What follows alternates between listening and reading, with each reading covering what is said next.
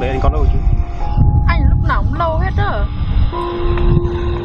Anh xin lỗi tại vì có công chuyện đột xuất chút xíu nên anh tới muộn. Anh đã mua ly trà sữa cho em này, em uống. Thôi anh giữ lên mà uống đi. Em không muốn uống. Hôm nay em hẹn anh ở đây á, muốn nói lời cuối cùng. Lời cuối cùng là sao em?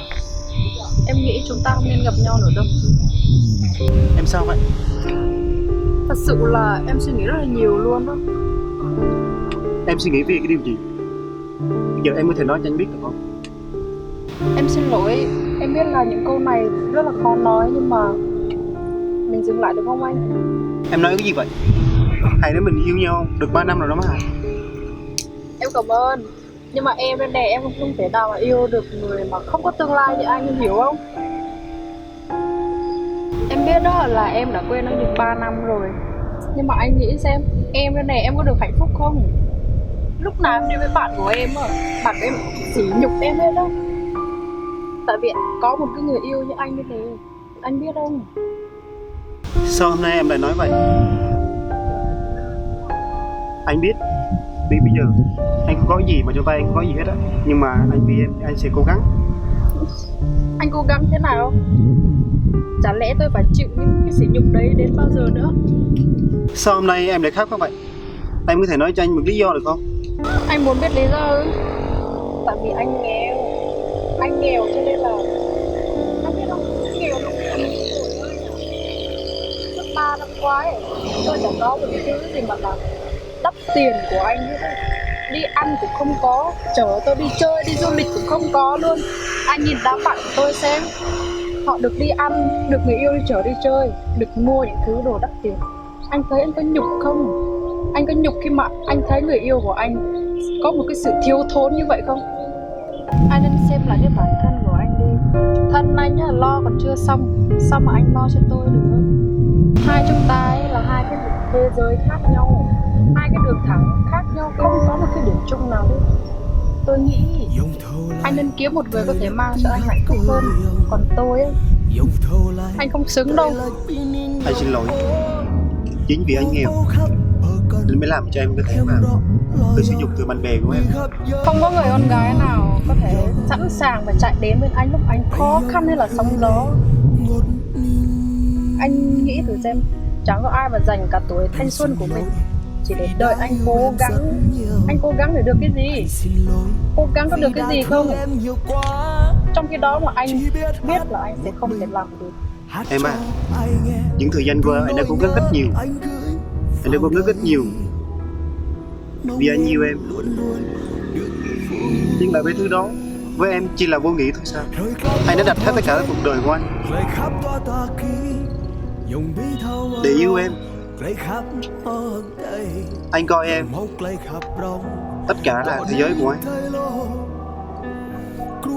Mỗi khi mà em bên anh, mỗi khi mà anh thấy em cười, anh cũng cảm thấy hạnh phúc. Những sự mệt mỏi, đau khổ của anh đâu có được tan biến hết. Thế nhưng mà anh mới biết được tình cảm của anh dành cho em rất nhiều, và anh yêu em rất nhiều. Anh à, anh rất tốt nhưng mà em rất tiếc. Em nghĩ là chúng ta sẽ dừng lại tại đây thôi. Tại vì tình cảm của em nó cũng đã hết rồi. Dù níu kéo hay là gì đi chăng nữa, nó cũng đã mờ nhạt rồi anh ạ. Cho nên là mình kết thúc đi. Em cũng chẳng còn cái gì để mà níu giữ anh hay là gì nữa. Tại vì em đã hết tình cảm với anh rồi. Mình chia tay đi. Em à, em có thể suy nghĩ lại được không? Anh giả bù giả điếc à? Tôi nói nãy giờ anh không hiểu gì hết sao? Tạm biệt.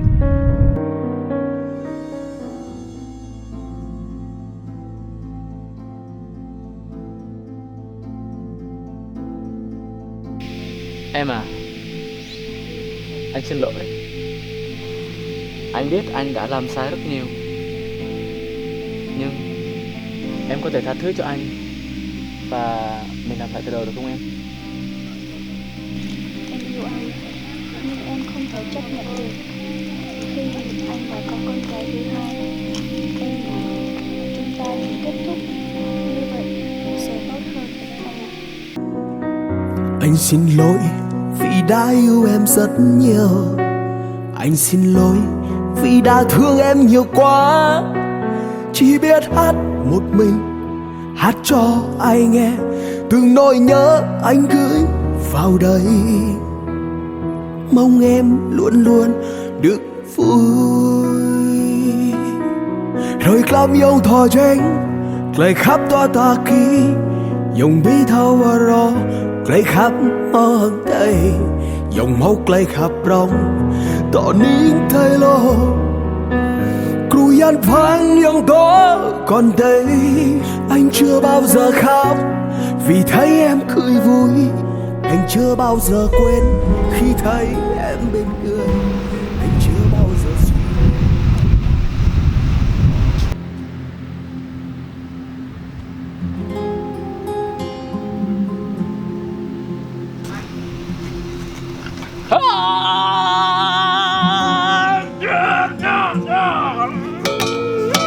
Ê, đừng đi.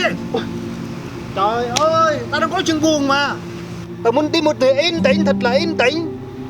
Tao muốn coi là cuộc đời của tao như ra sao. Bây giờ mày không cho tao im nữa sao mày, hả? Em xin lỗi anh, em xin lỗi. Ơ, bạn hả? Bạn đúng không? Bạn Tài Trọng Điền đúng không hả? Ủa, tại sao bạn lại biết mình? Xưa mình học cùng lớp mà. Học cùng lớp hả? Bạn làm ăn xa quen mình rồi hả? Ngày xưa mình quen luôn. Dạ hả? Bắt tay hả? Bắt tay, lâu lắm gặp. Lâu lắm gặp. Ý chà. Ôi, vô đây ngồi đi, vô đây ngồi đi. Dù hôm nay con nhớ là đưa bạn qua bên đây chơi vậy? Nói chung là bữa nay chuyện buồn mà, chuyện yêu đương mà buồn lắm. Giờ sao bạn hôm nay sao buồn hả? Thì cứ vậy thôi. Thôi vậy thì hai anh em mình tâm sự đi. Chuyện dễ dàng lắm.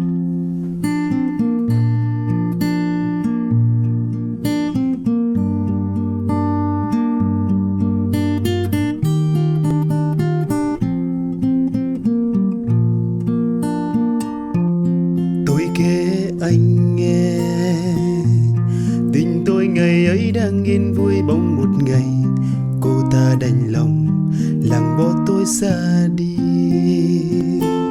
Ngày đêm chỉ biết lo cho em tình say đắm mong em vui tình chào hết để được gì giờ thì trắng tay.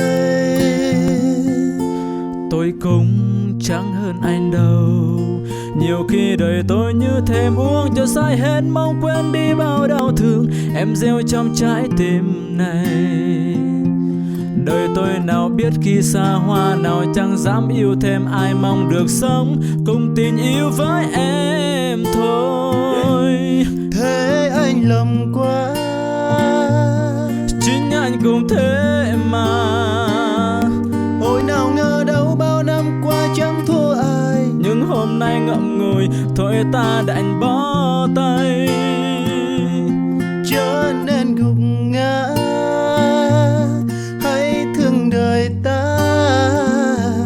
Đời tôi và anh sao hào hào giống như nhau. Ôi hay người đàn ông Có ai đoán được chữ ngờ chúng ta là hai người đàn ông giống nhau.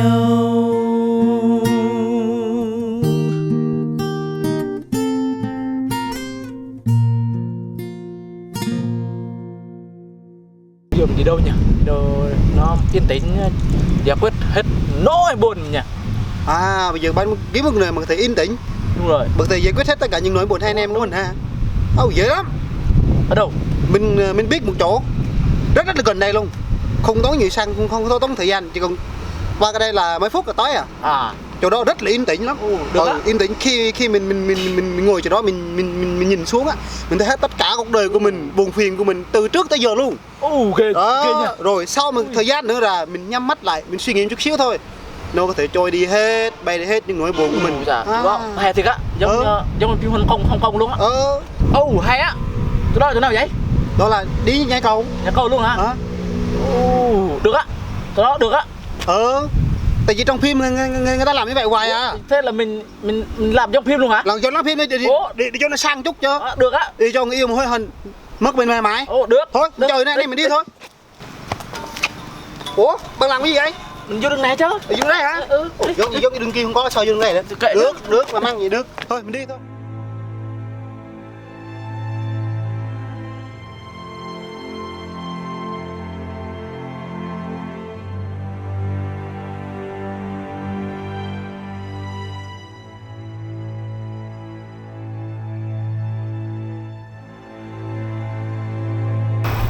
Đó, chỗ đây đó.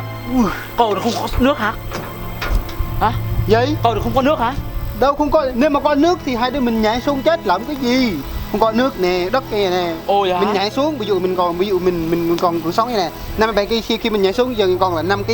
Đó và đó. Ôi chắc là mình nhảy xuống đó rồi mình chết luôn ạ. Chết chứ, từ đây chết chứ. Mình Xe cạn nhà chết chứ. nhảy trước đi. Nhảy trước hả? Sợ độ cao lắm. Đúng rồi, Sợ sợ đó lắm. hả? Để mình chỉ cho bằng cách rồi. Trước tiên á, thầy cảm nhận như vậy nè. Hè á. Ồ, mát mẻ quá. Hè thật á. Em à, từ nay về sau anh không còn đau khổ, thất tình, đau buồn, yêu đương gì nữa. Hôm nay anh sẽ dính biệt em. Anh sẽ đi đây. Em ơi, hẹn em kiếp sau đôi ta lại gặp nhau. Ủa, mình đi chung chứ. Sao lại cho mình thế? Cái vậy? Đi chung chứ. Trời ơi, đang tạo cảm xúc thôi, hiểu không? Ôi vậy, Trời, vậy anh đó em hả? mình phải đi chơi chung chứ. Ở địa ngục anh em mình chơi chung để mình chơi chung chứ. Đừng chơi đúng rồi thôi. Rồi anh em mình nhảy ăn. Nhắm mắt lại, đừng nhìn sợ lắm, rồi nhắm mắt lại. Nhưng một mắt được không? Hả? Một mắt được không? Không được, nhắm mắt hết này nè. 1 2 3. Thằng này mới làm cái gì vậy? Chúng tôi đi từ từ mà bây giờ băng đe chúng tôi lên. Sao? Buồn cái gì? Chết sao? Buồn cái gì? Buồn hả? Thì buồn thất tình. Buồn thật tin hả? Trời ơi. Thật tin làm gì? Thất tình thì người yêu bỏ. Yêu bỏ hả? Rồi. Trời ơi, hai tụi bay còn có cha mà, còn có mẹ mà. Định nhẽ con làm gì? Hả? Tôi sẽ đời còn dài mà. Nhẽ làm gì? Cái ông này nói cũng có lý gì? Ủa? Thế con mày đến đây mày làm cái gì? Tao nè, tao là người bỏ nè. Tao phải chết trước chứ. Chết chưa? Tao suy nghĩ ra, tao có trên cùng nhiều không được. Nè, bên đây nè, đang lẽ là anh em mình ba mình phải chết chung nhau đúng không? Chết chung đi. Chết một mình sao được, chết chung đi. Thôi, anh em chết chung đi. 2 3. Nhảy đi.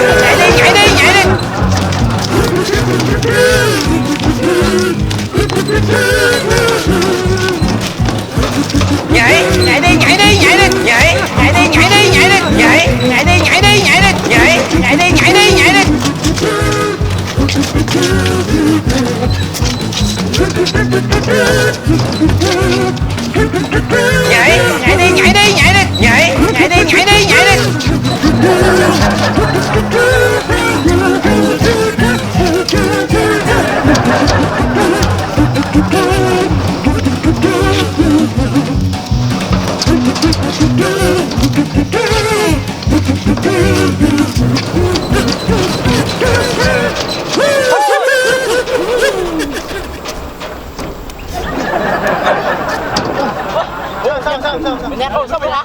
Nhét xong rồi. Nhét câu xong thôi. Mình nhét câu xong rồi. Thôi đi mà, bù cái tên chết gì cái làm gì?